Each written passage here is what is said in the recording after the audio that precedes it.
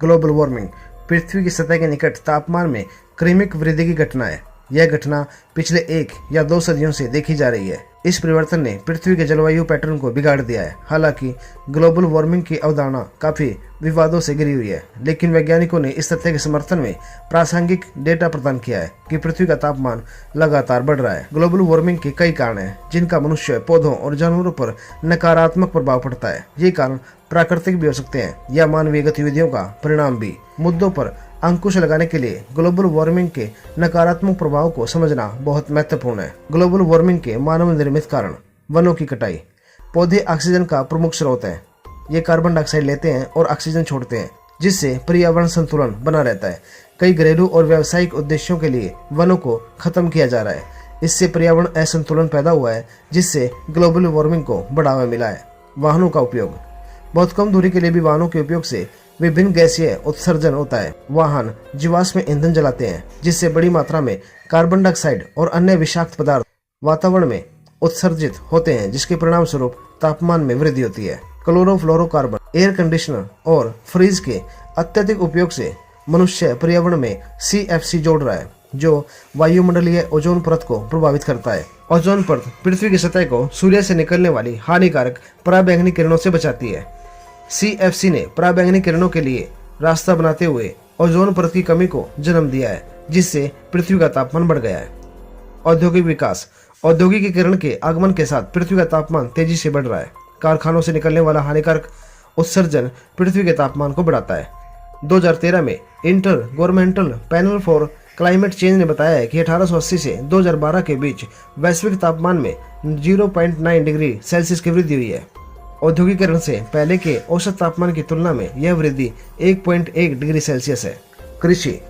विभिन्न कृषि गतिविधियां कार्बन डाइऑक्साइड और मीथेन गैस का उत्पादन करती हैं। इनसे वायुमंडल में ग्रीन हाउस गैसें बढ़ती हैं और पृथ्वी का तापमान बढ़ता है। जनसंख्या। जनसंख्या में वृद्धि का अर्थ है अधिक लोग सांस ले रहे हैं। इससे वातावरण में ग्लोबल वार्मिंग का कारण बनने वाली प्राथमिक गैस कार्बन डाइऑक्साइड के स्तर में वृद्धि होती है। ग्लोबल वार्मिंग के प्राकृतिक कारण। ज्वालामुखी।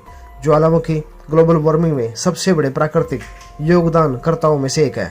ज्वालामुखी विस्फोट के दौरान निकलने वाली राख और धुआं वायुमंडल में चला जाता है और जलवायु को प्रभावित करता है। जल वाष्प। जल वाष्प एक प्रकार की ग्रीन हाउस गैस है। पृथ्वी के तापमान में वृद्धि के कारण जल निकायों से अधिक पानी वाष्पित हो जाता है और वातावरण में रहकर ग्लोबल वार्मिंग को बढ़ाता है। जंगल की आग। जंगल की आग से बड़ी मात्रा में कार्बन युक्त धुआं निकलता है। ये धुआं वायुमंडल में आ जाता है और पृथ्वी के तापमान को बढ़ाता है, जिसके परिणाम स्वरूप ग्लोबल वार्मिंग होती है। ग्लोबल वार्मिंग के कारण पृथ्वी के तापमान में अविश्वसनीय वृद्धि हुई है। 1880 के बाद से पृथ्वी का तापमान बढ़ गया है। इसके परिणाम स्वरूप ग्लेशियरों के पिघलने में वृद्धि हुई है, जिससे समुद्र के स्तर में वृद्धि हुई है। इसका तटीय क्षेत्रों पर विनाशकारी प्रभाव पड़ सकता है। ग्लोबल वार्मिंग ने मूंगा चट्टानों को प्रभावित किया है, जिससे पौधों और जानवरों के जीवन की हानि हो सकती है। वैश्विक तापमान में वृद्धि ने प्रवाल भित्तियों की नाजुकता को और भी बदतर बना दिया है। बीमारियों का फैलना। ग्लोबल वार्मिंग से गर्मी और आर्द्रता के पैटर्न में बदलाव आता है। इससे मच्छरों की आवाजाही बढ़ गई है, जो बीमारियां फैलाते हैं। उच्च मृत्यु दर। बाढ़, सुनामी और अन्य प्राकृतिक आपदाओं में वृद्धि के कारण औसत मृत्यु दर आमतौर पर बढ़ जाती है। साथ ही ऐसी घटनाओं से बीमारियां फैल सकती हैं, जो मानव जीवन को बाधित करती हैं। हम ग्लोबल वार्मिंग को कैसे नियंत्रित कर सकते हैं?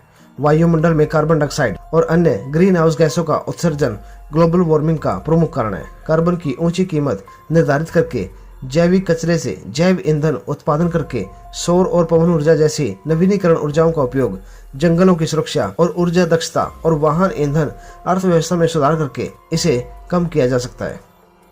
अपना कीमती समय देने के लिए धन्यवाद।